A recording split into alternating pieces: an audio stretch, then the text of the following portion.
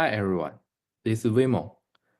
I'm very glad to have the opportunity to talk about integrating the Ursa Engine with PuppyGraph for real-time graph analysis.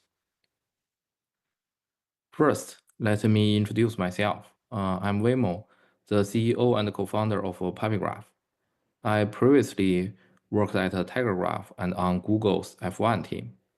TigerGraph is a graph database, and F1 is Google's unified SQL query engine that serves billions of queries per day. I also serve on the actor group for Graph Query Language under the International Community for Information Technology Standards. Now let's talk about the Ursa engine. Since everyone here is a streaming expert, I will keep it brief. I believe the biggest shift is the performance of the cost-optimized solution that directly perform write-ahead logging into object stores like S3 using open data table formats such as Iceberg. This is not just a cost-saving strategy, it also unlocks new possibilities. One of these possibilities is querying your stream as a graph. Because the write-ahead log is now in an open standard lakehouse format, it can be queried by engines like PuppyGraph. The column storage makes analytic query efficient, and there is no need to write into a graph database.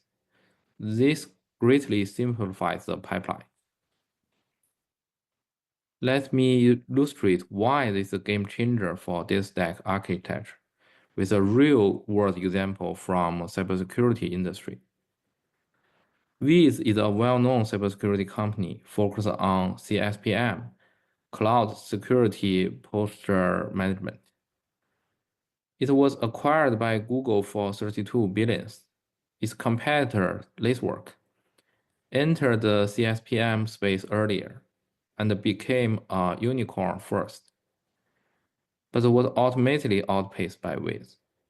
One key reason is that Wiz CTO is a strong advocate of graph technology. In a blog post, he wrote, "The world is a graph, not a table. It's time our tooling reflects this." Let's first look at the Lacework architecture. This screenshot is from their talk at the 2021 Snowflake Summit. It's a little bit small, so I have redrawn the future implementation part based on it. I believe that the implementation has been complete, and as they claimed, is now closer to real time. In their setup, raw data from Kafka is streamed to S3 using the S3 sync connector. Then, using Amazon Simple Queue service and Airflow, the queue is pulled every 10 minutes and written into Snowflake. The user-facing dashboard is powered by Snowflake. Lacework's product is called PuppyGraph, but is built on SQL. This means the engineering team has to write complex SQL to support graph-like features, which result in hard-to-read and hard-to-maintain scripts. Now let's take a look at Wiz. Well, there is no detailed public architect diagram like Lacework. We did find a simple one. On left side, it shows that Wiz portal is backed by Amazon Neptune, a graph database, which supports fast parallel bulk loading from S3. Based on that, we can reasonably infer that the architecture looks like this. Kafka streams raw data to S3 through the S3 sync connector, like Lacework. Then data is bulk loaded into Neptune, which supports the dashboard. At the core is the Wiz security graph, powered by a graph database. Any feature can be supported by a graph pattern query, which dramatically reduces the engineer efforts. Now let's take a look at Ursa and PuppyGraph work together. It's a simple write path. Raw data streams into Iceberg on S3 through Ursa, and the PuppyGraph queries the same data to power a dashboard. I know this may seem overly simple, maybe even naive, but let me explain why it works. First, what is a PuppyGraph? PuppyGraph is a real-time graph engine that supports two popular graph query languages. It can query data directly from data lakes without ETL. Since data lake can be scaled almost without limit, and the PuppyGraph is a distributed engine, so it can handle petabytes of data. More machine, better performance. We can define the detections and insights using Gremlin or Cypher graph query language, and then PuppyGraph can execute those queries directly on Iceberg tables. Why use graph for security analysis? Security events form connected narratives. Flat logs doesn't tell the whole story. Using a graph, we can trace relations between assets, resources, vulnerabilities, and more. Why real-time graph hard? Typically, data stream into a data warehouse. And then, if you need to use a graph database, you need to load the data from data warehouse. This results in multiple data copies, more ETL pipelines, and increased cost and complexity. In SQL world, usually you load data from a database to data warehouse. Most people won't do it in a reverse way. But if you want to use a graph database, it's a kind of a common practice. Now everything comes together. Author streams logs into Iceberg tables using Iceberg topics. PuppyGraph then models these tables as a graph. This allows users to run real-time graph queries for security insights. Here are some real-world examples of those queries. Query 1 is find network interface not protected by any security groups, along with their associated virtual machines, since they may pose security risks. We can see that why engineer at Wiz can deliver faster using graph query instead of writing complex SQL. Here is query 2. Find all public IPs exposed to the internet, along with associated VMs, security groups, subnets, VPCs, internet gateways, and users, displaying the entire traverse path. This is a query 3. Identify roles that have been granted excessively access permissions, along with the associated VMs. Here is the last query, query 4. Find security groups with ingress rules that permit traffic from any IP address and sensitive ports, and then retrieve the associated ingress rules, network interface, and VMs. Of course, other industry can also benefit from Ursa Engine and PuppyGraph, such as anti-fraud system in banking and log analysis in observability. Thank you. That's all for my talk today. Any questions?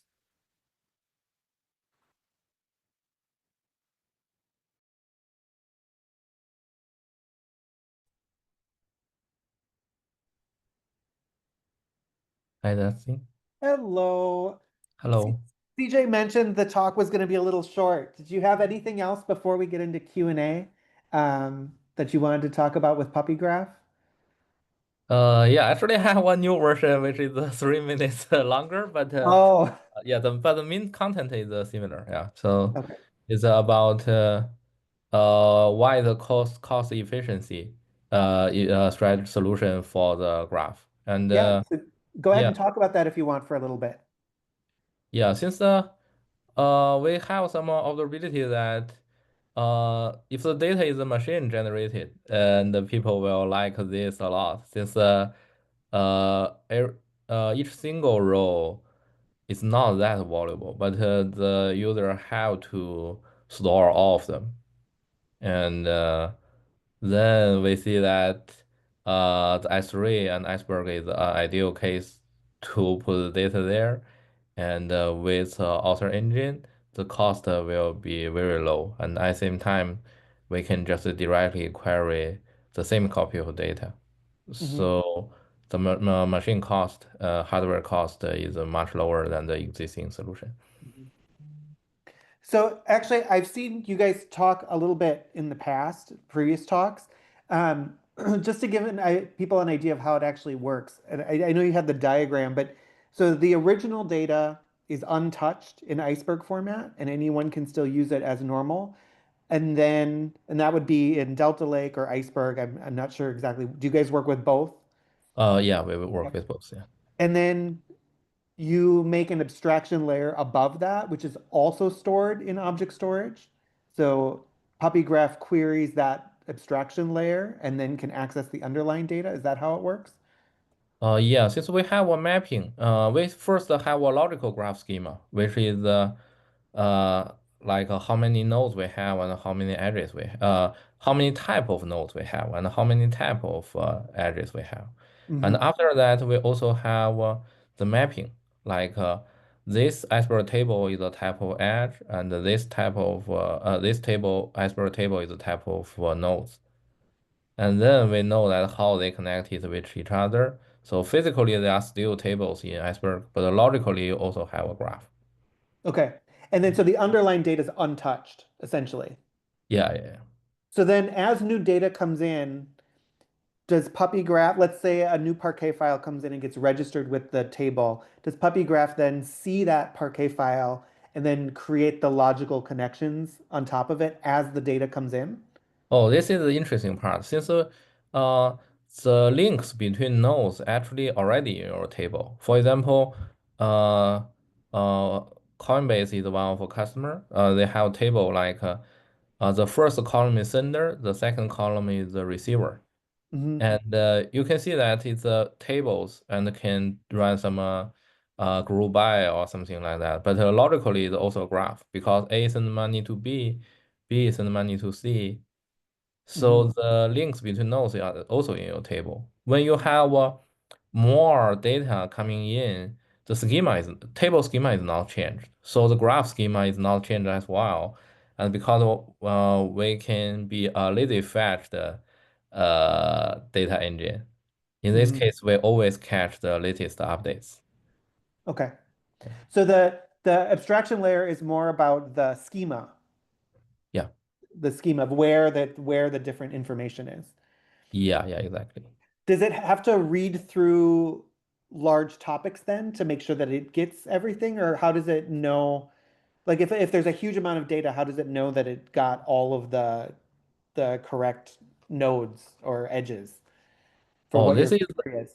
Yeah, this is the beauty of iceberg. Since it's managed, for example, this 100 packet file is a table A, and Mhm. that 100 maybe 200 packet files table B. And when there are new packet file, and iceberg will know, oh, there are more packet file. And what we need to do is that we access the iceberg to read the metadata, and we know that, oh, how many packet file now. And in this case, we don't need to directly talk with the Ursa Engine, but at the same time, Ursa Engine updates the data and metadata, and Mhm. we read the data and metadata. So Iceberg in this case, Iceberg is a kind of a bus in computer architecture. So before we have bus, each two devices need to talk with each other, and now everything can talk with bus, and I think Iceberg is the bus. Like and then Ursa Engine writing into Iceberg, and we read from Iceberg, and all Yep. the information are synced in Iceberg. So that's why the diagram will be very simple after uh, adopted the author and PuppyGraph. Not Yep. like the previous one, you need a streaming, Connectors. data warehouse, graph database, and a lot of data stack combined together. Yep. We have some questions in the Q&A. Do you have your Q&A window open? Can you see them as well? Yeah, I'm going to yeah, I can. read Yeah. I'm going to read them out. So the first one is the architecture looks extremely different from something like Janus Graph on a real-time data store like ScyllaDB or Cassandra, which can handle huge graphs, or from streaming graph analysis, which I don't know how to pronounce that one, by that dot QUINE, which is also really fast. So streaming to Iceberg from Pulsar, which is Ursa, as the example, potential one of the solutions solves the data freshness issue. Yet wouldn't Iceberg Analytic introduce some latency issues? Yes, since Iceberg itself sometimes may not refresh like milliseconds, and we need to like wait for the refreshness of Iceberg and then read to catch the latest updates. And this is I think the trade-off between cost and the performance. And Yep. usually And when the data is very huge, like what's the example I did for lace work and also for the viz, because the data is very big, so the previous architecture for them, the refresh is about 10 minutes, like Lacework said, but now it's in seconds level, so that's the advantage. yeah, I also want to address the latency issue a little bit with that as well on the Ursa side. So typically, if you wanted a really low latency lakehouse, that's going to cause other problems because when you stream data into Ursa, if we were to write data into Parquet files every sub-second, you're going to end up with so many files you're going to have to go through a later compaction process to kind of clean all that up. So typically Ursa, for instance, would create a file every 30 seconds. So that would be the latency by that I commonly use in demos. So the streaming engine side of it will produce and consume the data in real time and can actually acknowledge in real time because we're going to write to a different Parquet or a different file first, and then we're going to put it into a Parquet file about every 30 seconds. So there's latency in that part as well. So when you do the end-to-end streaming, I think in general, yes, Iceberg is going to have latency along the way, not just because of the extra time to make calls to object storage, but also when you're saving things in Iceberg format, you don't want a ton of tiny files and have to clean all that up later. So you would have to optimize all that for short-term and then also long-term compaction jobs. Yeah. And and at the same time, I want to mention that the lakehouse architecture query performance, especially for complex queries, much faster than graph database, which is against the common sense. But it's because when the query is complicated and graph database have to be row-based or very close to row-based design. But when the query is complicated, the column-based storage will benefit much more Mhm. because we can only access the necessary attributes rather than load the entire disk page with a home address and the user profile picture, this kind of stuff into memory. So that is a big benefit as well. So you can load specific Parquet files based off of their uh, indexes, probably in Iceberg, but then you also only load certain columns, is what you're saying? The ones that Yeah, you yeah. are querying. Yeah, yeah. Since this is I think this is a common sense in SQL world. Like databases handle the transactional operations, and the data warehouse or data lake handle the data analytic.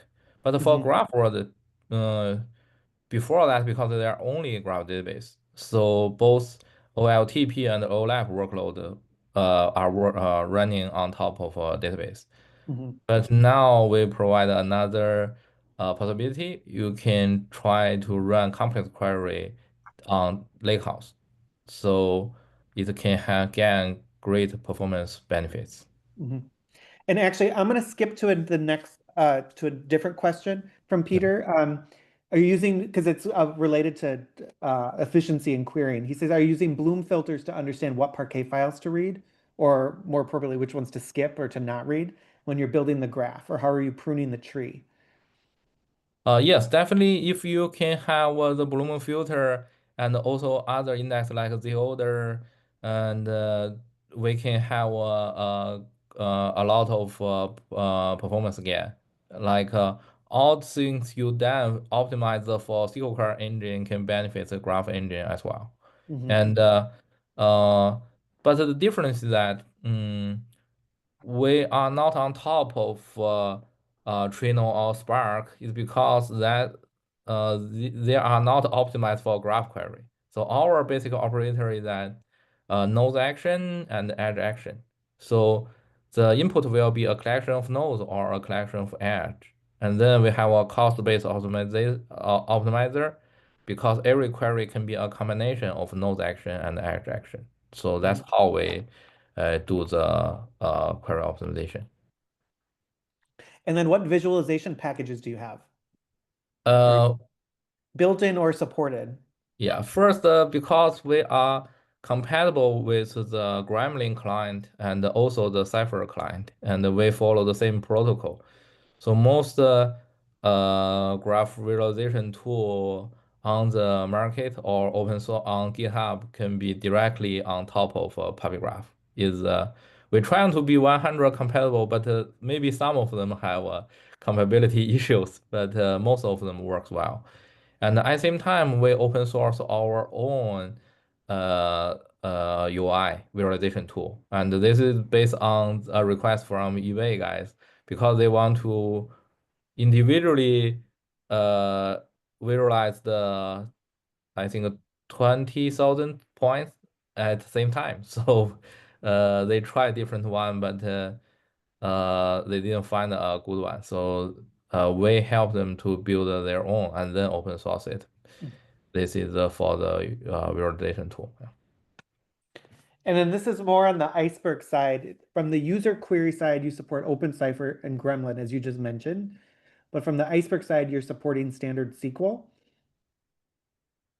We don't support standard SQL since we even don't support SQL. This is the beauty of Iceberg as well, because you already have a SQL query engine on top of Iceberg, and we can support the graph query language. So you have one copy of data, and you can run SQL query on top of a SQL query engine, and run graph query on top of a PuppyGraph. And then you can also write the batch result back to Iceberg. So the first for you can have a hybrid script, query script. Like the first is SQL, the second is graph query, and the third is SQL again. And your input can be so your output can be our input, and our output can be other input. Then it's pretty easy to build a data pipeline. And then finally, do you have a benchmark report or TCO analysis? Maybe you have something on your website. We haven't public we didn't publish it yet because we don't want to involve the war of a benchmark. But actually, we have some, and some customer even gave a code for the query performance, and we have a wide margin, especially for the complex and analytical query. I would suspect if people are interested, they can probably talk to you or your sales team, and they can probably share some benchmarks or TCO Yeah, privately. sure, definitely, definitely. Or probably set up a POC to see if Yeah, you can meet their requirements for latency and cool. cost. Yeah. And some of our customer are users to speed up their dashboard was supported by SQL before, Mhm. and we can provide uh, sub-second performance for multiple joins query. Yeah. And then Peter's saying, let's say a user does an openCypher query. What's the magic that happens on the back end for Iceberg? How does it know to do a join? Oh, since this is the interesting part, since we cannot rely on the drawing on iceberg, since that will be a disaster. Since graph traverse is easily to have multiple drawing and it will be very slow. So what we are doing is that uh, we divide the node action and edge action. And for example, if you want to traverse from, you have several tables and you want to traverse between them, it will be the input will be a collection of nodes and along with a collection of edge and reach out another collection of nodes and then until all the steps and you will have the result. Of course, you can have a cost-based optimization. And this in this way we avoid the drawing and trying to modeling the drawing in a graph traverse way. Then we also leverage some vectorized evaluation and multi-thread things and to make it simple. And I think it's an improved version for the Prego model. The Prego is a very popular large graph computation model, and but it's round and round. So sometimes we need to, if some nodes are very slow, we need to wait for that. But now it's a kind of much more flexible and also we introduce the cost-based optimization to make this faster. So this is we solve in another computer mode rather than the traditional drawing in SQL query engine like Trino or Spark SQL. Yeah. Mhm.